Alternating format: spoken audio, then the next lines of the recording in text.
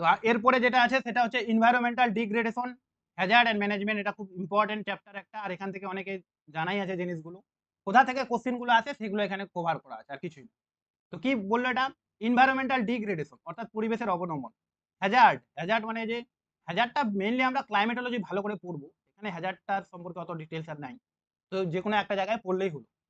Management and conservation, কিভাবে এটাকে management করব, কিভাবে এটাকে সংরক্ষণ করব। তো কি পয়েন্ট কয়েকটা আছে মেইন এটা রিলেটেড, যেমন এনভায়রনমেন্টাল ডিগ্রেডেশন মানে কি, অর্থাৎ পরিবেশের অবনমন। যখন কোনো পরিবেশের গুণগত মান নষ্ট হয়ে যায়, যেমন একটা কৃষি জমি আছে, সেই কৃষি জমি থেকে আগে প্রচুর পরিমাণ ফসল পেতাম, এখন দেখা গেল সেই কৃষি জমি থেকে আমরা কম ফসল পাচ্ছি, তাহলে আমরা বলবো যে জমির গুণগত মানটা নষ্ট হয়ে গেছে, সেরকম ব্যাপারটা। এনভায়রনমেন্টাল পলিউশন কি, যখন জমির গুণগত মান তো নষ্ট হতে হতে এমন অবস্থায় চলে আসবে যে জমি থেকে আর কিছুই পাবো না, একদম পুরো নষ্ট হয়ে গেছে, ওখানে গেলেই শেষ, সেটাকে বলা হয় পলিউশন। তার মানে আমরা বলতে পারি যে এনভায়রনমেন্টাল ডিগ্রেডেশন থেকেই ধীরে ধীরে পরিবেশের বিনষ্ট হয় বা পরিবেশ দূষিত হয়। ঠিক আছে? পলিউটন বলে একটা কথা আছে, যার বাংলা অর্থ হচ্ছে দূষক। দূষক কি? দূষক হচ্ছে সেই সমস্ত পদার্থগুলো যারা দূষণ করে। ঠিক আছে? সেই সমস্ত পদার্থগুলো যারা দূষণ করে। যেমন ক্যারি ব্যাগ, আমি যদি বলি ক্যারি ব্যাগ পোড়ালাম, বাতাসটা দূষিত হয়ে গেল। তাহলে এক্ষেত্রে ক্যারি ব্যাগটা কি হলো? একটা পলিউটেন্ট বা দূষক। তো এই ৩ টা জিনিস আমাদের জানতে হবে। কারণ এই ৩ টা রিলেটেড, বিশেষ করে পলিউটনটা রিলেটেড নিচের দিকে অনেকগুলো কথা আছে। এবার কাইন্ডস অফ এনভায়রনমেন্টাল পলিউশন, পরিবেশ দূষণ উপরে তো কিছু বলেনি, কোনগুলো পরিবেশ দূষণ পড়বো আমরা, কিন্তু আমাদের মোটামুটি সবগুলোই পড়তে হবে। তবে এই ৩টা খুব ইম্পর্টেন্ট, একটা হচ্ছে এয়ার পলিউশন, একটা ওয়াটার পলিউশন, একটা হচ্ছে নয়েজ পলিউশন বা শব্দ দূষণ। ঠিক আছে? শব্দ দূষণ। আর এগুলো তো আমরা জানি। সোয়েল পলিউশনটা মেইনলি আমরা সোয়েল জিওগ্রাফি যখন পড়বো এর পরের দিন, পরে সব মানে কিছু এই পেপারটা শেষ হওয়ার পর, তখন এখানে অলরেডি কভার হয়ে যাবে ভালো করে, ওই জন্য এটাকে আমি এখানে আলোচনা করি। রেডিও অ্যাক্টিভ পলিউশন আছে একটা, লাইট পলিউশন আছে, থার্মাল পলিউশন আছে, মেরাইন পলিউশন। এগুলো প্রত্যেকটা জিনিস আমরা একটু একটু করে পড়বো। মেরাইন পলিউশনটা না জানলেও হবে, কারণ সমুদ্র পড়বো, ওখানেই কিছু কিছু কনসেপ্ট চলে আসবে। ইউট্রিফিকেশন কনসেপ্টটা যেমন এখান থেকে আসতে পারে। তো আমরা শুরু করবো ওয়াটার পলিউশন দিয়ে বা জল দূষণ। ঠিক আছে? জল দূষণ। তো জল দূষণের কারণ কি, জল দূষণের প্রভাব কি, ওগুলো জিনিস এখানে আলোচনা করা নাই, ওগুলো জিনিস আশা করি সবাই জানে। যেখান থেকে মেইনলি কোশ্চেন গুলো আসে সেই জিনিসগুলো এখানে দেওয়া আছে। তো জল দূষণের ক্ষেত্রে আমাদের প্রথমে দুটা জিনিস জানতে হবে, একটা হচ্ছে প্রাইমারি সোর্স, এখানে সরি নিচের দিকে আছে, থাক পরে আছে, ওটা পরে বলছি। Primary source of organic pollution, মানে জৈব দূষণের প্রাথমিক উৎস কি, তাহলে ডোমেস্টিক সিওয়েজ, এটা এটা একটা কোশ্চেনের মতো। ঠিক আছে? এটা কোশ্চেন আর কি আসতে পারে। Main cause of river pollution in India, যদি বলে ভারতের নদীগুলোর দূষণের প্রধান কারণ কি, তাহলে এখানে পরপর লেখা আছে। এক নাম্বার হচ্ছে আনট্রিটেড সিওয়েজ। সিওয়েজ মানে হচ্ছে যে যে বজ্র পদার্থগুলো আর কি মেশে আর কি নর্দমার মাধ্যমে, সেগুলোর কথা বলছি।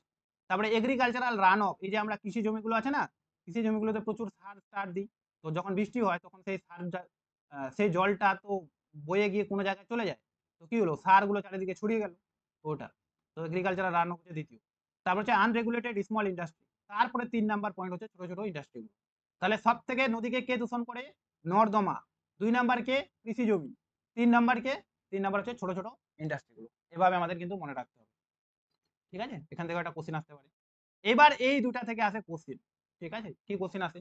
যে জল দূষণ থেকে কি কি রোগ হয়? টাইফয়েড, কলেরা, আমাশয়, জন্ডিস, হেপাটাইটিস, আন্ত্রিক, পেট খারাপ, ডায়রিয়া, পোলিওটা কিন্তু জল দূষণের ফলে হয়। আর্সেনিকোসিস ইত্যাদি। জল দূষণের থেকে হয় না, এটাও পরীক্ষা দিতে পারে যে এর মধ্যে কোনটা জল দূষণের ফলে হয়। তো ওগুলা যদি আমরা জেনে নিই, তাহলে আমাদের কনফিউশনটা একটু কম।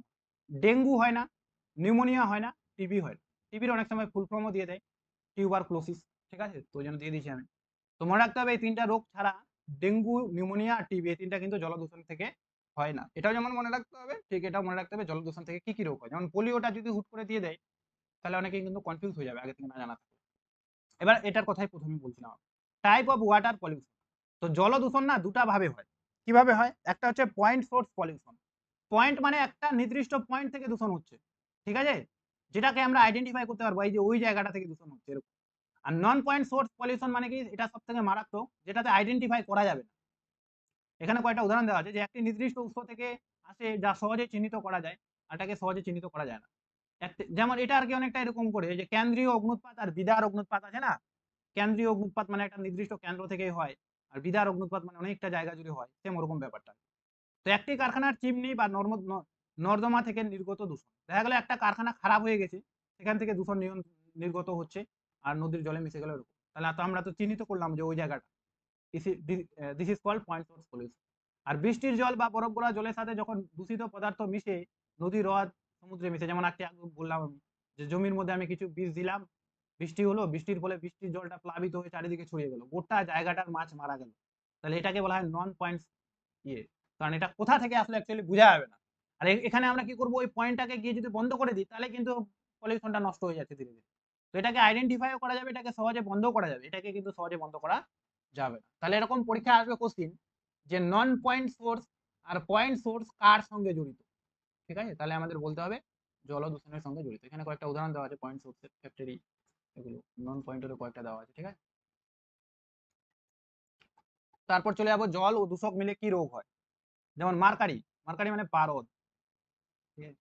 আচ্ছা, কারো যদি এগুলা বাংলা মিনিং জানা থাকে না, তাহলে এই যে কি বলে ডিকশনারিতে সার্চ করলেই হয়ে যাবে। হ্যাঁ, সবগুলোর বাংলা মানে আবার টাইপ করতে অনেক সমস্যা হচ্ছে। ঠিক আছে, তো মার্কারি মানে মার্কারি থেকে কি রোগ হয়, মিনামাটা রোগ। ক্যাডমিয়াম, ক্যাডমিয়াম যদি কারো শরীরে যায় আর মানে জলের সঙ্গে, এগুলা অবশ্যই জলের সঙ্গে মিশেই যাবে, ইটাই ইটাই বা আউচ আউচ, বাংলায় তাকে আউচ আউচ বলে। নাইট্রেট যদি যায় তাহলে ব্লু বেবি সিনড্রোম, এটা বয়ল হয় হস্টু হবে। ঠিক আছে, বয়ল হয় হস্টু, ব্লু বেবি সিনড্রোম।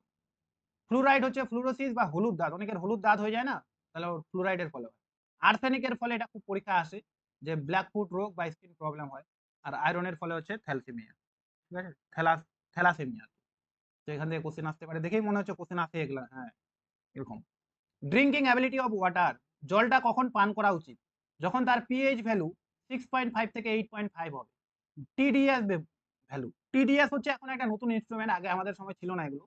যারা এখনকার জেনারেশনে গ্রাজুয়েশন পাস করছে তাদের কাছে, আমার কাছেও আছে দুটা টিডিএস যন্ত্র। তো টিডিএস হচ্ছে total dissolve solid, total dissolve solid, অর্থাৎ একটা জলের মধ্যে কত পরিমাণ সলিড উপাদান রয়েছে সেটা টেস্ট করার নামই হচ্ছে টিডিএস। তো সেই টিডিএস এরকম একটা যন্ত্র আছে। তো মানলাম 1 লিটার জল নিতে হবে আমাকে, টিডিএসটাকে কিছুক্ষণ ডুবাতে হবে, কয়েক সেকেন্ড জাস্ট অন করে ডুবাবো, একটা ভ্যালু চলে আসবে। তো তার ভ্যালুটা যদি 500 হয় বা 500-র আশেপাশে হয়, তাহলে সেই জলটা পান করা যায়। আমার তো মনে হয় সবাইকে একটা করে টিডিএস রাখা উচিত বাড়িতে, যে জলটা খাবো আগে টিডিএস দিয়ে চেক করে দাও। এটা এমন একটা ব্যাপার যে 500 থেকে যদি কম হয় তাহলেও কিন্তু খারাপ, কারণ জলের মধ্যে একটা তো সলিড দরকার, আয়রন টায়রন। তার মানে কম হওয়া মানে জলের মধ্যে কিচ্ছু নাই, খালি জলটাই। আর বেশি হওয়া মানে খারাপ জিনিসগুলোও আছে। ওটাই হলো ব্যাপার। যদিও এর একটা সমস্যা আছে, সমস্যা এটাই যে যদি টিডিএস এর ভ্যালুটা 500 হলো, তো 500 মানেই যে খালি ভালো সলিড গুলো রয়েছে সেটা কিন্তু নয়। ওটা ভালো না খারাপ সেটা আবার সে আইডেন্টিফাই করতে পারে না।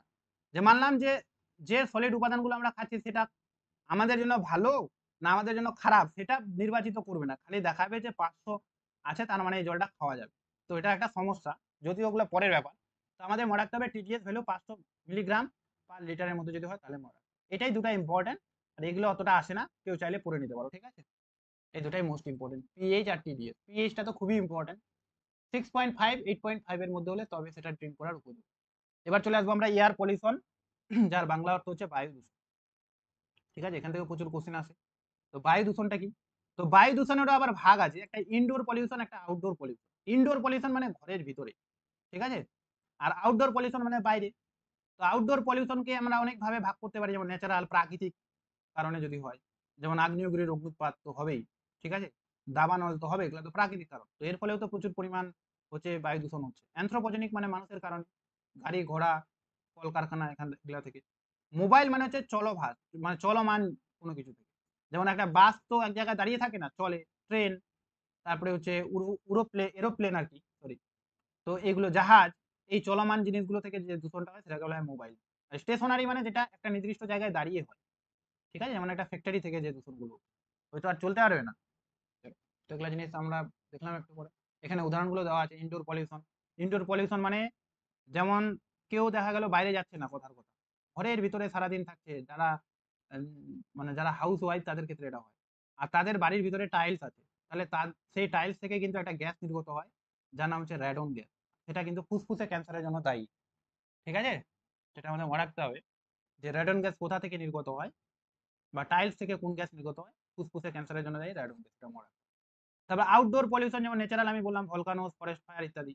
অ্যানথ্রোপোজেনিকের মধ্যে কম্বাস্টন মানে জীবাশ্ম জ্বালানির দহন, তারপর বনভূমি ধ্বংস ইত্যাদি। মোবাইল মানে কার বা ট্রেন এক্সেট্রা। আর স্টেশনারি মানে power plant, oil refinery, factory থেকে। ঠিক আছে, এগুলো থেকে আসে না, আসলে এখান থেকে আসতে পারে রেডন গ্যাস কোথা, মানে ইনডোর পলিউশন থেকে কোন গ্যাস হয়, সরি মানে ঘরের ভিতর থেকে কোন গ্যাস নির্গত হয়, রেডন গ্যাস, এটা মনে রাখা উচিত। টাইপস অফ এয়ার পলিউটেন্ট, এইটাই বললাম একটু আগে আমি, পলিউটেন্ট শব্দটা ভালো করে জানতে হবে। পলিউটেন্টের বাংলা অর্থ হচ্ছে দূষক। দূষক তাদেরকে বলবো যারা দূষণ করে, যারা দূষণ করে। তো এয়ার পলিউটেন্ট 3 প্রকার, প্রাইমারি পলিউশন, সেকেন্ডারি পলিউশন দুটাই প্রকার, আর কিছু কিছু জায়গায় টার্সিয়ারি পলিউশনটা থাকতে পারে, তবে এটা না পড়লেও কোনো ব্যাপার না। প্রাইমারি পলিউটন আর সেকেন্ডারি পলিউটন থেকে কোশ্চেন খুব আসে আর কি যে কোনো পরীক্ষায়। তো প্রাইমারি পলিউটনটা কি? প্রাইমারি পলিউট্যান্ট হচ্ছে যারা ডিরেক্টলি বায়ুকে দূষণ করছে। যেমন যেমন এখানে দেওয়া আছে carbon monoxide, nitrogen oxide. Nitrogen oxide কি বা sulphur die oxide. Carbon monoxide কি গাড়ির ধোঁয়া থেকে ডিরেক্ট নির্গত হলো, ডিরেক্ট বাতাসে গেল, বাতাসে ডিরেক্ট নষ্ট করে দিল বা দূষণ করে দিল। ঠিক আছে? Volatile organic compound, particle matter, PM. ঠিক আছে? এই যে পদার্থগুলো যেগুলোর কথা আমি বললাম, এগুলো কিন্তু ডিরেক্ট নির্গত হয়ে ডিরেক্ট বায়ুতে গিয়ে একদম দূষণ করে দিল, তখন তাকে আমরা বলবো প্রাইমারি পলিউটন, সরাসরি গিয়ে দূষণ করছে। সেকেন্ডারি পলিউটন কি? সেকেন্ডারি পলিউটন মানলাম এই যে প্রাইমারি পলিউটন গুলো নির্গত হলো, যেমন আমি বললাম যে যেমন আমি বললাম যে অক্সিজেন, কথার কথা অক্সিজেন। ঠিক আছে? তো অক্সিজেন নির্গত হলো। তো অক্সিজেন এতদিন প্রাইমারি পলিউটেন্ট ছিল, ভালো ছিল, কিন্তু অক্সিজেনের সঙ্গে আরেকটা ও যুক্ত হয়ে সেটা O3 তে পরিণত হলো, অর্থাৎ ওজোন। তো এই ওজোনটাকে তখন আমরা কি বলবো? Secondary pollutant. অর্থাৎ প্রাইমারি পলিউটেন্ট গুলোর সঙ্গে অ্যাটমসফিয়ারের বাকি কিছু উপাদান যখন রিয়াক্ট করে, তারপর যদি সেটা দূষণ ঘটায়, তখন সেটাকে বলবো আমরা সেকেন্ডারি পলিউটেন্ট। যেমন এখানে দেওয়া আছে ওজোন, এটা চেনার একটা উপায় আছে। যদি কারোর সঙ্গে 3 থাকে, এরকম 3 বা কিছু এরকম, মানে যেগুলো আর কি ডিরেক্ট হবে না আর কি, কারোর সঙ্গে যোগ হয়ে হবে সেটাই। ঠিক আছে? O3 দেওয়া আছে, আরো কয়েকটা উদাহরণ নিচের দিকে দেওয়া আছে। এবার লাস্টে গিয়ে এই যে O3টা যদি আবার কারোর সঙ্গে বিক্রিয়া করে, কথার কথা O3 করে না, এরকম অনেক পদার্থ থাকে, সেটা যদি আবার পুনরায় রিয়াকশন করে, করে আবার যদি তখন যদি আবার সে বায়ুমণ্ডলকে দূষণ করে, তখন সেটা হচ্ছে টার্সিয়ারি পলিউটেন্ট। তবে এরকম সচরাচর দেখা যায় না বা এরকম সচরাচর হয় না।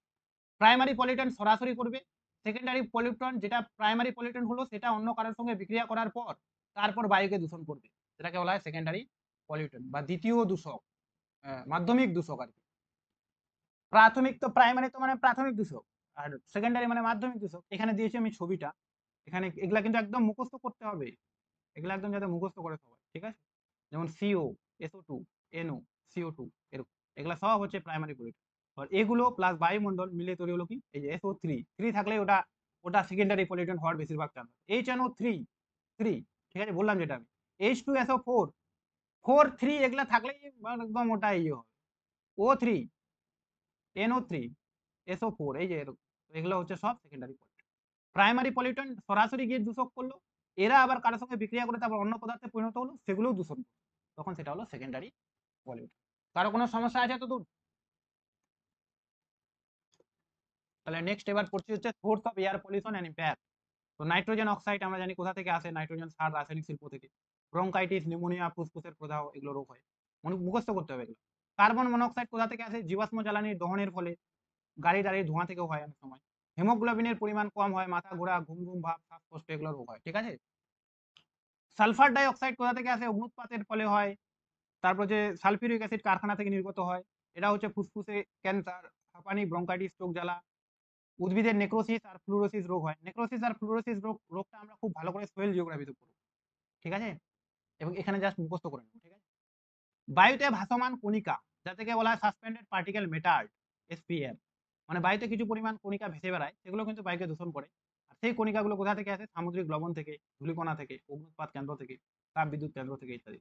এটা ফুসফুসের বিভিন্ন রোগ হয়, হাঁপানি, ক্যান্সার, এগুলো হয়। ক্লোরিন, ক্লোরিনের ফলে শ্বাসকষ্ট হয়, ওষুধগুলো পাইনি আমি। অ্যামোনিয়া, চোখ জ্বালা, শ্বাসনালী প্রদাহ, এগুলো হয়। হাইড্রোজেন সালফাইডের ফলে এটা হয়, সেগুলো আমাদের মুখস্থ করতে হবে। CFCর ফলে এটা হয়। যেমন ওজোন গ্যাসের ফলে কি হয়? ওজোন গ্যাসের ফলে ত্বকে ক্যান্সার হয়। ঠিক আছে? আর ওজোন কোথা থেকে নির্গত হয়? যে এসি, আর্সেনিকের ফলে রক্তে অক্সিজেনের পরিমাণ কমে যায়। তো এই জিনিসগুলো দেখেই বোঝা যাচ্ছে এগুলো মুখস্থ করতে হবে, এগুলো আমাকেও মুখস্থ করতে হবে, কিছু করার নাই। ঠিক আছে?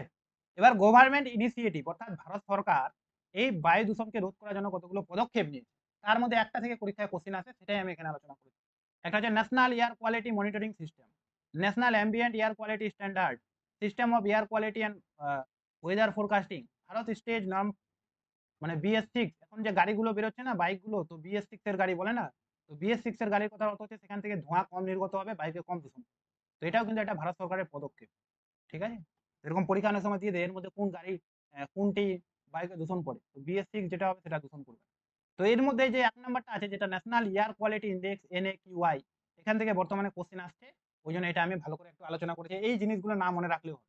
BS6 টা সবাই মনে রাখতে পারে, কিন্তু এগুলো মাঝখানেগুলো না মনে রাখলে। ন্যাশনাল এয়ার কোয়ালিটি ইনডেক্সের একটা তো ফুল ফর্মই দিয়ে দিতে পারে, NAQI। এটা মনে হয় একটা সম্ভবত অ্যাপসও আছে, মোবাইল অ্যাপ, ঠিক আছে? যেটা লঞ্চ হয় 17 অক্টোবর 2014 সালে। রিসেন্ট, এটা বোঝা যাচ্ছে। পলিউটেন্ট অর্থাৎ 6টা দূষককে মানে বায়ু দূষণের জন্য 6টা প্রধান দূষককে চিহ্নিত করা হয়েছে। একটা হচ্ছে গ্রাউন্ড লেভেল ওজোন। ওজোন 2 প্রকার। একটা হচ্ছে ওই যে স্ট্রাটোস্ফিয়ারে আছে, যেটা ওজোন স্তর তৈরি করছে, সেটা আমাদের জন্য ভালো। কিন্তু যদি আমাদের মাটির মানে ভূমি সংলগ্ন এলাকায় গ্রাউন্ড ওজোন থাকে, তাহলে সেটা তো ক্ষতিকর করবেই। পার্টিকেল ম্যাটার মানে যেগুলা ভেসে থাকে, carbon monoxide, sulphur dioxide, nitrogen oxide আর লিড। লিড মানে হচ্ছে সীসা, ঠিক আছে? তো এতগুলো 6টা পলিউটনকে চিহ্নিত করেছে। এটা মনে রাখতে হবে, কয়টা পলিউটনকে চিহ্নিত করেছে? 6টা, এবং এগুলো মুখস্থ করতে হবে। কিন্তু একটা কোশ্চেন হলো, এরা একটা বিশেষ ইয়েকে চিহ্নিত করেন, সেটার নাম হচ্ছে কার্বন ডাইঅক্সাইড। এই কোশ্চেনটা পরীক্ষায় আসে, এই জন্য আমি এটাকে পড়াই দিই যে এর মধ্যে কোন গ্যাসকে NAQI দূষক হিসাবে ধরেননি, তাহলে সেটার অ্যান্সার হবে কার্বন ডাইঅক্সাইড। কার্বন ডাইঅক্সাইড এত বড় একটা গ্যাস, সেটাকে ধরেনি। কেন কারণে ধরেনি? কি জানি কেন ধরেনি। তো এটা একটা ব্যাপার হলো। NAQI বায়ু দূষণের জন্য কয়টি দূষকের কথা বলেছে? 6টা দূষকের কথা বা পলিউটেন্টের কথা বলেছে। এবার এখানে যদি এই যে ওই অ্যাপসটা ডাউনলোড করলে সম্ভবত এরকম একটা মিটার আসবে। তো যদি আমরা এরকম করে মিটারটা দেখা গেল ওই জায়গায় আমার এই জায়গায় দাঁড়ায় আছে, তার মানে 50 থেকে 100 এর মধ্যে রেঞ্জ যদি হয়, তাহলে গুড, ভালো আছে। আর ভেরি গুড যদি 50 এর কম আসে মানে আমার ইয়েটা ভ্যালু 100 থেকে 200 এর মধ্যে আসলে ফেয়ার, 200 থেকে 300 আসলে পুয়ার, মানে একদম ভেরি পুয়ার, খুবই খারাপ। আর হ্যাজার্ডিয়াস মানে একদম মারাত্মক। দিল্লিতে যেটা হয়েছে, দিল্লিতে তো মারাত্মকে চলে গেছে, ঠিক আছে? তো এটা ছবিটা দিয়েছি আমি, মনে না রাখলেও হবে। বিশেষ করে এই দুটা কোশ্চেন মনে রাখা উচিত। আর কোন 6টা গ্যাসের কথা বলেছে সেটা মনে রাখা। এবার এই বায়ু দূষণ থেকে আরেকটা কোশ্চেন খুব পরীক্ষা আসে, যেটা হচ্ছে অ্যাসিড রেইন। তো অ্যাসিড রেইন থেকে বিভিন্ন ধরনের কোশ্চেন হতে পারে। কি কি হতে পারে? একটা হচ্ছে অ্যাসিড রেইনের পিএইচ ভ্যালু কত। তো পিএইচ ভ্যালু হচ্ছে লেস দেন 5.6। যদি কোনো জলের পিএইচ ভ্যালুটা 5.6 এর কম হয়, তাহলে সেটা অ্যাসিড মানে তাহলে সেটা অ্যাসিড হয়ে যায় আর কি। তো যখন অ্যাসিড রেইন হয় তখন 5.6 এর কম হয়, এটা মনে রাখা হবে। আর ড্রিঙ্কিং ওয়াটারের পিএইচ ভ্যালু কত? একটু আগে বললাম, তোর মনে আছে? আমিও ভুলে গেলাম। পলিউট্যান্ট হচ্ছে SO2 আর NO2। SO2 মানে সালফার ডাইঅক্সাইড। আচ্ছা আচ্ছা, ঠিক ঠিক, সালফার ডাইঅক্সাইড আর নাইট্রোজেন ডাইঅক্সাইড। তো যদি দুটা গ্যাসই থাকে, তাহলে আমরা সালফার ডাইঅক্সাইডকে বেশি গুরুত্ব দিব। কিন্তু অনেক সময় ওটা না থাকে, এটাও থাকতে পারে, ঠিক আছে? তো দুটা গ্যাসই ঘটায়, তবে এটা বেশি ঘটায়। যেমন সালফার ডাইঅক্সাইড আর জলের সঙ্গে বিক্রিয়া করে H2SO4, তাহলে হলো না একটা অ্যাসিড, সালফিউরিক অ্যাসিড। আর NO2 জলের সঙ্গে বিক্রিয়া করে HNO3, নাইট্রিক অ্যাসিড। কারণ এই দুটা তো অ্যাসিডে পরিণত হলো। এটা যখন বৃষ্টি হবে তখন তো অ্যাসিড বৃষ্টি হবে। তো এর ফলস্বরূপ কি হচ্ছে? স্মৃতিসৌধ ধ্বংস হয়ে যাচ্ছে। যেমন একটা কোশ্চেন পরীক্ষায় খুব আসে যে তাজমহল কি কারণে ধ্বংস হচ্ছে। তো তাজমহল ধ্বংস হওয়ার পিছনে অ্যাসিড রেইন দায়ী, ঠিক আছে? কেমন করে অ্যাসিড রেইন হচ্ছে? এই যে সালফার ডাইঅক্সাইড, নাইট্রোজেন এগুলো বেড়ে যাচ্ছে, বিক্রিয়া করছে জলের সঙ্গে, করে নিয়ে বৃষ্টি হচ্ছে, এই যে অ্যাসিড রেইন হচ্ছে। এবং বিভিন্ন স্মৃতিসৌধগুলো কিন্তু ধ্বংস হয়ে যাচ্ছে, তার মধ্যে তাজমহল একটা। তাজমহলের যদি আজ থেকে 50 বছর আগেকার ছবি দেখি আর এখনকার ছবি দেখলে কিন্তু মিলালে অনেক পার্থক্য দেখা যায়। এর মেইন কারণটাই হচ্ছে অ্যাসিড রেইন, ঠিক আছে? কারণ ওই সমস্ত জায়গাতে তো এমনি দূষণ বেশি হয়ে গেছে। এবার আছে শব্দ দূষণ। শব্দ দূষণ বা নয়েজ পলিউশন, ঠিক আছে? তো শব্দ দূষণ শব্দ পরিমাপের একক কি? তো ডেসিবেল। ডেসিবেলটাকে ডিটা ছোট হাতের, বিটা ক্যাপিটাল এভাবে লিখে। এটা আবিষ্কার করে গ্রাহাম বেল। এটা একটা লগারিদম স্কেলের পরিমাপ করা হয়।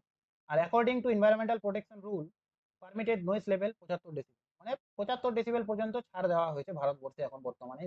কেউ যদি এই 75 ডেসিবেলকে ওভার, যেমন ডিজে চালায় অনেক রাত পর্যন্ত না, ওর বিরুদ্ধে যদি কেস করা হয়, তাহলে ওর 1 লাখ থেকে 10 লাখ পর্যন্ত টাকা ফাইন হবে। মানে মিনিমাম 1 লাখ থেকে, সেটা তার মাথায় যাতে রাখে। বেশি যারা ডিজে চালায় তাদের অবস্থা এরকমই হবে একদম। এবার শিল্পাঞ্চলের ক্ষেত্রে সেটা কিন্তু পারমিসেবল, দিনের বেলা 75 ডেসিবেল পর্যন্ত, রাত্রে বেলা 70 ডেসিবেল। বাণিজ্যিক অঞ্চলের ক্ষেত্রে এটা কি বসতি এলাকাটা ছাড়া গেছে? আচ্ছা, এটা মনে হয় কয়েকটা জিনিস আরো, আর টেবিলটা আরেকটু বড় হবে, লাগেছে সম্ভবত। আমি অ্যাড করে দেবো, যদি ছাড়া যায় তাহলে অ্যাড করে দেবো। বাণিজ্যিক এলাকার ক্ষেত্রে 65 ডেসিবেল, নাইটের ক্ষেত্রে 35। আর এবার না, ঠিকই আছে। বাসযোগ্য এলাকা, এটারই কথা বলছিলাম, যেখানে মানুষ বসবাস করে, সেখানে মাত্র 55 ডেসিবেল পর্যন্ত কেউ সাউন্ড বাজাতে পারে। আর রাত্রেবেলা 45 ডেসিবেল পর্যন্ত। যদিও সরকার 75 ডেসিবেল পর্যন্ত বলেছে ওভারঅল, এর বেশিও যদি কেউ বাজায় তাহলে তো তার অবস্থা খারাপ আছে।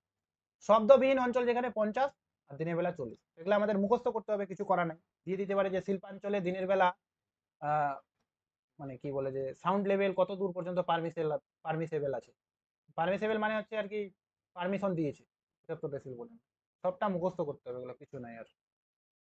এভারেজ ডেসিবেল লেভেল, এবার এখান থেকে কয়েকটা জিনিস মনে রাখতে হবে, সবগুলো নয়। এভারেজ ডেসিবেল লেভেল মানে যখন থ্রিশোল্ড অফ হিয়ারিং, মানে কোনটা আমরা শুনতে পাবো। তাহলে যখন 0 ডেসিবেল হবে, অর্থাৎ আস্তে আস্তে কথা বললে যেটা দেখা গেল ওই যে ওই যন্ত্রটাতে ধরাই পড়ছে না, সেটাও আমরা কিন্তু শুনতে পাবো যদি কেউ কানের কাছে এসে বলে। কেউ যদি খুব হুইসপার দেয় আর কি, মানে খুব তাহলে সেটা 30 ডেসিবেল হয়। নর্মাল কনভারসেশন যেটা হয়, মানে আমরা যে পাশাপাশি দুজনে বসে কথা বলি বা ফোনে কথা বলি, সেটা 60 ডেসিবেল।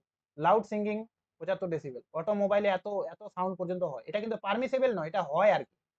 জেট প্লেন, এই যে এটা আসতে পারে, যখন জেট বিমানগুলো চলাচল করে তখন যে সাউন্ডটা হয় সেটা কত ডেসিবেল হয়, তাহলে 130 ডেসিবেল। ওই জন্য অত দূর থেকে আমাদের এখানে শোনা যায়। রাতের নিস্তব্ধ রাস্তা, ঠিক আছে, সেখানে কিন্তু এত ডেসিবেল পর্যন্ত আওয়াজ। কর্মব্যস্ত শহরে এত হয়। এই যে বাজ পড়া, এই 2 নাম্বার, এটাও খুব ইম্পর্টেন্ট। যখন বাজ পড়ে না, তখন যে শব্দটা হয় সেটা 120 ডেসিবেল হয়। সাইরেন, কিছুদিন আগে যে সাইরেন বাজালো, তো সাইরেনের শব্দ 130 থেকে 140 হয়, 140 হবে এটা। এখনো যেখানে যারা জেইলের পাশে আছে, জেইল, ঠিক আছে, সেখানে কিন্তু সাইরেন দেয়। আগে আমার যেখানে বাড়ি, আমাদের বাড়ি থেকে জেলের সাইরেন গুলো শোনা যেত, মানে খাওয়ারের সাইরেন একটা একটা বিকালের, এখন তো শোনা যায় না। মানে এখানে নয়, আমার যেটা গ্রামের বাড়ি আর কি। বাসের হর্ন হচ্ছে 100 ডেসিবেল। তো এই তিনটা যেটা আমি স্টার্ট দিলাম, যে একটা হচ্ছে জেট প্লেন, একটা হচ্ছে বাজ পড়া, একটা সাইরেন, এগুলা কিন্তু খুবই ইম্পর্টেন্ট, এগুলা পরীক্ষা অনেক সময় দিয়ে দেয়, ঠিক আছে। 90 ডেসিবেলের যদি বেশি হয় তাহলে শরীরে অস্বস্তি লাগে। আর 100 থেকে 100 ডেসিবেল হলে কি মানসিক অবসাদে ভোগে, মানে যে কোনো সময় তার যা কিছু হতে পারে, হার্ট ফেল পর্যন্ত হতে পারে, ঠিক আছে। এটা জানার জন্য দিয়েছি যা। তো এতগুলো পড়তে হবে শব্দ দূষণ থেকে। এবার বাকি যেগুলো আছে সেগুলো কিন্তু অতটা না পড়লেও হবে, যে টার্ম গুলো রিলেটেড কি, যে দিয়ে দিল যে গ্লারি, যেমন দিয়ে দিল গ্লারি থেকে কোশ্চেন আসলো পরীক্ষা একটা। তো গ্লারি কার সঙ্গে জড়িত, তো আলো দূষণের সঙ্গে জড়িত। গ্লারিটা কি, শহরে দেখি না আলো আর আলো, চারিদিকে আলো আর আলো, একদম যেদিকে তাকায় আলো আর আলো। একটা সময় কি হয়, আলো দেখতে দেখতে প্রথম প্রথম খুব ভালো লাগবে, কিন্তু কন্টিনিউয়াস যদি আমরা কয়েকদিন ধরে দেখি এত আলো, তাহলে বিরক্ত চলে আসবে একদম। তো ওটা অ্যাকচুয়ালি আলো দূষণ হয়ে যায়, দূষণের ফলে এরকম হয়, ঠিক আছে। তারপরে এই যে শব্দগুলো, এগুলো মনে রাখতে হবে। স্কাই গ্লো, যেমন স্কাই গ্লোটা কি, স্কাই গ্লোটা এই যে আকাশের দিকে যখন এরকম হয় না, একটা দেখি ডিজের মধ্যে জ্বালালে এরকম করে আলোটা একবার নিচে আসলো, উপরে গেল, এই তখন স্কাইটা গ্লো হয়। এটা একটা বিহারে রিসেন্ট আমি খবরে দেখছিলাম, হ্যাঁ। বিহারে যে এয়ারপোর্টটা আছে তার পাশে একটা বিয়ে হচ্ছিল। তো বিয়েতে এরকম ডিজে বাজাচ্ছিল আর এরকম প্রচুর লাইটিং এর ব্যবস্থা করছিল। তো ওই লাইটিং এর স্কাই গ্লো হয়েছিল, অর্থাৎ আকাশের দিকে আলোটা যাচ্ছিল। এবার যখন এরোপ্লেনটা নামছিল তখন তারা দেখতেই পাচ্ছে না নিচের দিকে, মানে মারাত্মক একটা দুর্ঘটনা হতে পারতো। তখন কোনো মতো করে তারা নামছে, নিয়ে গিয়ে আগে ওখানে যে বর আর বউ ছিল তাদেরকে গ্রেফতার করছে। তো এইটা স্কাই গুলো, তো এগুলা টার্ম আমাদের জানা উচিত, যে স্কাই গুলো কার সঙ্গে জড়িত, দিয়ে দিলে কিন্তু কেউ পারবেই না। বিশেষ করে গ্লারেটা খুব ইম্পর্টেন্ট, এটা কার সঙ্গে জড়িত, তাহলে হচ্ছে লাইট পলিউশন। খালি টার্ম গুলো জানলেই হবে, বেশি দূরে ভিতরে ঢুকতে হবে না। তারপরে হচ্ছে রেডিও অ্যাক্টিভ পলিউশন, এখান থেকে যেটা পরীক্ষা আসে সেটা হচ্ছে তেজস্ক্রিয় দূষণ আর কি। এর বাংলা অর্থ হচ্ছে তেজস্ক্রিয় দূষণ। কি পরীক্ষা আসে এখান থেকে, পরীক্ষা আসে এটা যে তেজস্ক্রিয় দূষণ পরিমাপের একক কি? তাহলে রেম, আরইএম, অনেক সময় আরইএম এর ফুল ফর্মও দিয়ে দেয়, রেন্টোজেন ইকুইভ্যালেন্ট ম্যান এর ফুল ফর্ম। রেম দ্বারা তেজস্ক্রিয় দূষণের পরিমাপ করা হয়। যেমন ডেসিবেল দ্বারা শব্দ দূষণ, ঠিক করে। সৃষ্ট রোগ, এর ফলে কি কি রোগ হতে পারে, ক্যান্সার হতে পারে, ফুসফুস ও যকৃতে আলসার হতে পারে, রক্তাল্পতা, ক্যান্সারটাই মেইন, চর্মরোগ, পেশি শিথিলতা ইত্যাদি। এবার এখানে বিভিন্ন ধরনের যে রেডিও অ্যাক্টিভ এলিমেন্ট গুলো নির্গত হয়, তার ফলে কি কি পদার্থ উৎপন্ন হয় সেটা। এতগুলো যদি কেউ না পড়ে, খালি একটা যাতে সবাই পড়ে নেয়, সেটা হচ্ছে এটা পারমাণবিক বিস্ফোরণ, এটা দিতে পারে, ঠিক আছে। এটা দিতে পারে পুরো। পারমাণবিক বিস্ফোরণের সময় কোন দুটি পদার্থ নির্গত হয়, তো ইউরেনিয়াম 235 আর ইউরেনিয়াম 238, এই দুটো পদার্থ নির্গত হয়। এরকম সবগুলোই দেওয়া আছে, তবে আমার মনে হয় এত দূর দিবে না, এত ভিতর থেকে। এই দুটা জাস্ট যদি পড়ে রাখি তাহলেই হয়ে যাবে, ঠিক আছে। তো তেজস্ক্রিয় দূষণ কিরকম করে হয়, যেমন কোথাও যদি পারমাণবিক বিস্ফোরণ ফেল করি, তারপরে কোনো জায়গায় যদি লিক হয়, যেমন চেরনোবিল দুর্ঘটনা আমরা মনে আছে, তারপরে এরকম কয়েকটা আরো ঘটনা আছে, সেখান থেকে যে দূষণগুলো হয় সেগুলো, ঠিক আছে। এবার আমরা ওয়েস্ট ম্যানেজমেন্ট বলে একটা জিনিস আছে, সেটা একটু পড়ে নিই, তারপরে লাস্ট। অনেকটা পড়ে নিলাম আজকে। কালকে কিন্তু এই পেপারটা শেষ হয়ে যাবে, আজকে শেষ হয়ে যেত, কালকে যদি আমি পড়াই দিতাম। কালকে আমি একটা জায়গায় গেছিলাম, ওই জন্য পড়াতে পারি না। তো যাই হোক, একদিন লেট হয়ে গেল। আর এই মাসের মধ্যে আমি বললাম যে আমাদের 4টা পেপার খুব ভালো করে পড়া হবে, একদম আরামসে। দুটা তো অলরেডি হয়ে গেছে, এটাও হয়ে যাচ্ছে কালকে। তারপরে বায়োজিওগ্রাফিটাও, এই সোয়েল জিওগ্রাফিটাও হয়ে যাবে। মানে যেটা বায়োজিওগ্রাফি আর কি আছে। তো 4টা পেপার পড়া হয়ে গেল। আর প্র্যাকটিক্যাল পেপারটা আর কোনো চাপই থাকলো না, আমার প্রত্যেক রবিবার করে একটা টপিক কমপ্লিট হয়ে যাচ্ছে, মানে 5টা টপিক ওভারঅল কমপ্লিট হয়ে যাচ্ছে। বাকি থাকলো 6টা টপিক। এই 6টা টপিক আমি জুলাই মাসের মধ্যেই শেষ করে দেওয়ার চেষ্টা করব, যাতে আগস্টের পুরো মাসটা সবাই নিজের মতো করে পড়তে পারে। ঠিক আছে? আর বিহার টিয়ারেরও পরীক্ষা আছে, তাহলে সিলেবাসটা আগে শেষ হয়ে গেলে আমাদের সুবিধাও হবে। তো বজ্রকে কয় ভাগে ভাগ করা যায়? 2 ভাগে, একটা উৎসের ভিত্তিতে, একটা বিষক্রিয়ার ভিত্তিতে। উৎসের ভিত্তিতে মানে কঠিন বজ্র, তরল বজ্র, গ্যাসীয় বজ্র। আর বিষক্রিয়া মানে বিষাক্ত বজ্র, যেমন ক্যারি ব্যাগ একটা বিষাক্ত বজ্র। বিষহীন বজ্র মানে যেগুলো ক্ষতি করে না, যেমন আম, পচা আম কত ক্ষতি করবে, বায়ুর সঙ্গে কিছুদিন পর মিশে যাবে। কঠিন বজ্র নির্মাণজাত হতে পারে, যেমন ইট, তারপরে সিমেন্ট, এগুলো শিল্পজাত হতে পারে। গার্হস্থ্য মানে যে পরিবারের কিছু কঠিন, মানে পরিবার বলতে আর কি বাড়ি থেকে যাবে। তো কোথা থেকে কি আসে এগুলা সব না পড়লেও এটা যাতে মনে পড়ে সবাই, ই ওয়েস্টটা কি জিনিস। ই ওয়েস্ট মানে হচ্ছে ইলেকট্রনিক ওয়েস্ট, যেমন পুরোনো মোবাইল, কম্পিউটার, টিভি, ব্যাটারি, এগুলো মোটামুটি সবার জানাই আছে। যেমন খাদ্য বজ্র কাকে বলে? বাসি খাবার, ফল, সবজির খোসা, এগুলো। ঘরোয়া বজ্র মানে যেগুলো বাড়ি থেকে নির্গত হয়, বাড়ির ঘরের রান্নাঘর, বাথরুম ইত্যাদি থেকে যেগুলো নির্গত হয়। ঠিক আছে? তো মেইন পরীক্ষায় যেটা কোশ্চেন আসতে পারে সেটা হচ্ছে এটা। ঠিক আছে? এটার জন্য এই টপিকটা আমি এখানে অ্যাড করছি। সেটা নাম হচ্ছে বজ্রের ব্যবস্থাপনা কিভাবে করবে। কারণ বজ্রগুলোই তো দূষণ করে না, বজ্রগুলোই তো দূষণ করে। তো কঠিন কঠিন বজ্রের ব্যবস্থাপনা ল্যান্ডফিলের মাধ্যমে করতে পারি, কম্পোস্টিং, ইনসিনারেশন, ডাম্পিং, এগুলো ভার্মি কম্পোস্টিং। আর তরল হচ্ছে নিষ্কাশন বা নিকাশি ব্যবস্থা, জল নিকাশি ব্যবস্থাটা ভালো করে দিলেই হয়ে গেল। আর স্ক্রেবার, এটা তো পরীক্ষা খুব আসে, গ্যাসীয় পদার্থ ইয়ে করার উপায় আর কি। তো ল্যান্ডফিল বা ভরাটকরণ কি? তো জমি খুঁড়ে, অনেক সময় আমরা হয় না বাড়িতে, যে জমি খুঁড়ে দিলাম, খুঁড়ে দিয়ে ওখানে নোংরাগুলো ফেলছি, কঠিন পদার্থগুলো ফেলে দিয়ে যখন হয়ে গেল তখন ওটাকে বন্ধ করে দিলাম। এভাবে আমরা এটাকে ল্যান্ডফিল বলে। ল্যান্ডফিল হচ্ছে একটা কঠিন বজ্রের ব্যবস্থা। কঠিন বজ্রগুলো আমরা কি করব? তাহলে এইভাবে করে কঠিন বজ্রটা অনেকটা দূরকরণ করা যায়। কম্পোস্টিং কি? কম্পোস্টিং হচ্ছে মানে কিছু কিছু কঠিন পদার্থ দিলাম, যেমন আখের বলছি, কোনো সবজির খোসা টোসা এগুলা দিলাম, দিয়ে ওই জায়গায় কোনো একটা জায়গায় রাখলাম, রাখে ওখানে ধীরে ধীরে পচে নিয়ে জানি আমরা ওখানে ছত্রাক ব্যাকটেরিয়া এগুলা জন্মাবে। এবার ওগুলো কি করলো, বায়ু মানে পরিবেশের সঙ্গে মিশিয়ে দিল। এই বিষয়টাকে হচ্ছে কম্পোস্টিং। জৈব বজ্রকে ব্যাকটেরিয়া, ছত্রাক, অন্যান্য জীবাণুর সাহায্যে পচিয়ে প্রাকৃতিক সার তৈরি করার নামই হচ্ছে কম্পোস্টিং। আর তার সঙ্গে রিলেটেড একটা আছে ভার্মি কম্পোস্টিং, এটা যখন কেঁচোর দ্বারা হবে। এই যে কম্পোস্টিং হচ্ছে, এটা যদি কেঁচোর মাধ্যমে হয় তাহলে তাকে ভার্মি কম্পোস্টিং বলা হয়। আর একটা আছে ইনসিনারেশন। কোনো কঠিন বজ্রকে যখন আমরা পুড়িয়ে দিই, অনেকে অনেকে দেখবো আগুন লাগায় দেয়। তো এরকম অনেক ভারী ভারী বজ্র আছে, যেগুলো অনেক সময় কি হয়, প্রচুর পরিমাণ তাপ দিয়ে তাদেরকে পুড়িয়ে দেওয়া হয়। যদিও তারপরে ফলে কিছুটা বায়ু দূষিত হয়, কিন্তু ওগুলো যদি পরিবেশে পড়ে থাকতো তাহলে হয়তো আরো বেশি ক্ষতি করতো, এরকম একটা ব্যাপার। তো এভাবে কিন্তু এই 4টা পদ্ধতিতে কঠিন বজ্রের ব্যবস্থা করা। তারপরে আছে একটা ডাম্পিং। ডাম্পিং জিনিসটা কি? ডাম্পিং হচ্ছে আমরা দেখি মেইন শহর, যেটা মেইন শহর, তো মেইন শহর থেকে বাইরে মেইন শহরের সব নোংরাগুলো নিয়ে গিয়ে কোনো একটা জায়গায় এরকম করে ফেলে রাখে। ওর পাশ দিয়ে গেলে প্রচুর গন্ধ হয় এরকম। তো সেই বিষয়টাকে বলা হচ্ছে ডাম্পিং। শহরের দূরবর্তী কোনো নিচু খোলা জায়গায় বজ্র পদার্থ স্তূপ আকারে জমা করলে তাকে ডাম্পিং বলা হয়। তরল বজ্রাত্রের ব্যবস্থাপনা হচ্ছে নিষ্কাশন বা নিকাশি, মানে জল নিকাশি ব্যবস্থাটা। আর গ্যাসীয় বজ্রের ব্যবস্থা হচ্ছে স্ক্রাবার। এগুলো আমাদের জাস্ট মনে রাখতে হবে। স্ক্রাবার কি? স্ক্রাবার হচ্ছে একটা গ্যাসীয় বজ্রের ব্যবস্থাপনা। ঠিক আছে? তারপরে এখানে কয়েকটা টার্ম আছে, যেমন লিচেট কি?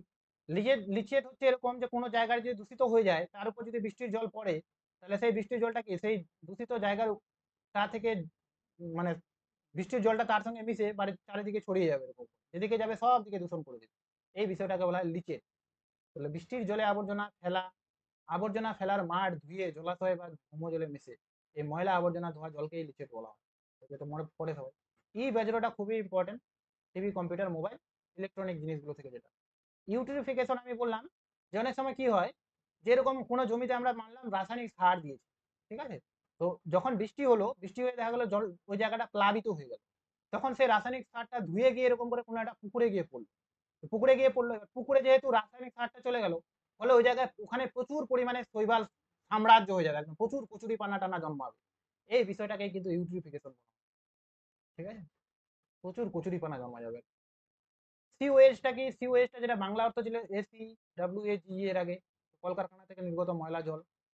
ফ্লাই অ্যাশটা হচ্ছে তাপবিদ্যুৎ কেন্দ্র থেকে যেগুলো নির্গত হয় ছাইগুলো। সেলুলোজটা কি? এটা খুব ইম্পর্টেন্ট, কাগজ শিল্পের এক প্রকার বজ্র। সেলুলোজ হচ্ছে কাগজ শিল্প থেকে নির্গত একটা বজ্র। সবাত কম্পোস্টিংটা কি? বায়ুর উপস্থিতিতে জীবাণু দ্বারা বজ্রের বিয়োজন। গঙ্গা অ্যাকশন প্ল্যান, গঙ্গাকে দূষণ মুক্ত করার জন্য নেওয়া হয়েছিল 12 জানুয়ারি 1986 সালে। রাজীব গান্ধী তখন ভারতের প্রধানমন্ত্রী ছিল, ঠিক আছে, সেই সময়। আর এটাই এখনো চলছে। 2012 সালে 175 কিমি রাজ্যে 175 কিমি সিওয়েজ নালা বন্ধ করে দিয়েছে। এটা একটা ইনফরমেশন ট্রেনের বই আছে, ওই জন্য দিদি। নমামি গঙ্গাটা হচ্ছে 2014 সালে নিয়েছে, এবং এর অধীনস্থ ভারত পশ্চিমবঙ্গে ব্যারাকপুর, ভাটাপাড়া, টিটাগড়, বাঁশবেড়িয়া, নবদ্বীপ প্রভৃতি স্থানে 34টি ময়লা জলের পরিশোধক প্ল্যান্ট ব্যবহার করা হয়েছে। মানে এরকম করে যে জলটা যে আসে নদীতে মিশে, তার আগে ওখানে একটা যন্ত্র বসায় দিয়েছে, যাতে নোংরা জলটা পরিশোধিত হয়ে তারপরে পড়ে। তো কোথায় কোথায় বসানো হয়েছে এখান থেকে কোশ্চেন আসতেই পারে, দিলে দিতে পারে, নাও দিতে পারে, ট্রেনের বই আছে, এগুলো দিতেই পারে আবার। আজকে থাক এতটুকু, কালকে এগুলো বলে দেবো আবার, হ্যাঁ? তো অনেক টাইম হয়ে গেল already, কালকে বলে দেবো। বলেই দিই, একটু বলে দিই, ঠিক আছে, তাহলে কালকে সুবিধা হবে। এখানে আছে কয়েকটা এনভায়রনমেন্টাল কনভেনশন, যেমন রামসার সম্মেলন কোথায় হয়েছিল? ইরান। কবে হয়েছিল? কি কারণে হয়েছিল? জলাভূমি সংরক্ষণ। বসুন্ধরা সম্মেলন, যেটাকে এজেন্ডা 21 বলা হয়, সুইডেনের স্টকহোমে হয়েছিল, ঠিক আছে, 5 থেকে 16 জুন 1972 সাল। তারপরে হচ্ছে দিনই আবার স্টকহোম সম্মেলন হয়েছিল জেনেভার, মন্ট্রিলে, এরকম। এখানে দিয়ে দিয়েছি, বিশেষ করে মন্ট্রিল প্রোটোকল আর কিয়োটো প্রোটোকলটা খুবই ইম্পর্টেন্ট। বাকি সবগুলো ইম্পর্টেন্ট আছে, রামসার সম্মেলনটা ইম্পর্টেন্ট আছে, কিন্তু এই তিনটা খুব ইম্পর্টেন্ট, রামসার, মন্ট্রিল আর কিয়োটো। কি কারণে হয়েছিল, কবে হয়েছিল, ঠিক আছে। আর এই জায়গাটায় দেওয়া আছে কয়েকটা ইম্পর্টেন্ট ডে। সবাই যদি সবগুলো না পড়ে, তাহলে যেগুলো বোল্ড করে দেওয়া আছে সেগুলো যাতে সবাই মুখস্থ করে। আর এগুলো মনে রাখার একটা উপায় আছে, যে জানুয়ারি ধরে পড়বো আমরা, জানুয়ারি মাসে কি কি হয়েছিল, তাহলে মনে রাখবো জানুয়ারি মাসে বিশ্ব পক্ষী দিবস হয়, আন্তর্জাতিক শীতল মরুভূমি দিবস হয়, আর হচ্ছে এই যে আর্দ্রভূমি দিবস, মানে যেটা wetland day, sorry sorry, wetland data তো ফেব্রুয়ারি। এই দুটো হয়, তারপরে আমরা তারিখগুলো মনে করবো, এভাবে পড়লে না সুবিধা হয় বা মনে থাকে। ফেব্রুয়ারি মাসে যেমন 2 ফেব্রুয়ারিতে হয় একটা ওয়েটল্যান্ড ডে, খুবই ইম্পর্টেন্ট এটা। 3 মার্চ যেমন হয় বিশ্ব বনজ প্রাণী দিবস, আন্তর্জাতিক বন দিবস খুব ইম্পর্টেন্ট, জল দিবসটা ইম্পর্টেন্ট, বিশ্ব আবহাওয়া দিবসটা ইম্পর্টেন্ট, যক্ষা দিবসটাও ইম্পর্টেন্ট, ঠিক আছে। তো জীব বৈচিত্র্য দিবস পরীক্ষা আসতে পারে, এটা তো পরীক্ষা আসতেই পারে, খুবই ইম্পর্টেন্ট, সব থেকে বেশি ইম্পর্টেন্ট এটা। বিশ্ব পরিবেশ দিবস কবে? 5ই জুন। বিশ্ব মহাসাগর দিবসও আছে আবার। জনসংখ্যা দিবস, এটা পপুলেশন জিওগ্রাফির একটা অংশ, পরীক্ষা নিয়েছিলাম লং কোশ্চেন ছিল এটা। ওজন সুরক্ষা দিবস 16 সেপ্টেম্বর, ঠিক আছে, তো এখানে অ্যাড করে দিই। এগুলো কালকে পড়াবো, কারণ এগুলো না আমার কমপ্লিট হয়নি, এটা এই পেজটা আমার কমপ্লিট হয়নি। আরো কয়েকটা হবে যেগুলো ইম্পর্টেন্ট, ওগুলো আলোচনা হবে। আর কয়েকটা ইম্পর্টেন্ট ডে আছে, ডে মানে ঘটনা আছে পরিবেশে, যেমন চেরনোবিল ঘটনা, ভারতে একটা হয়েছিল ওরকম, ঠিক আছে, লন্ডন ফগ। তো এই কয়েকটা ঘটনা, এগুলো থেকে ডিরেক্ট কোশ্চেন হয়, ওগুলো কালকে আমি অ্যাড করে দেবো এই পেজের মধ্যে, পড়া দেবো, ঠিক আছে।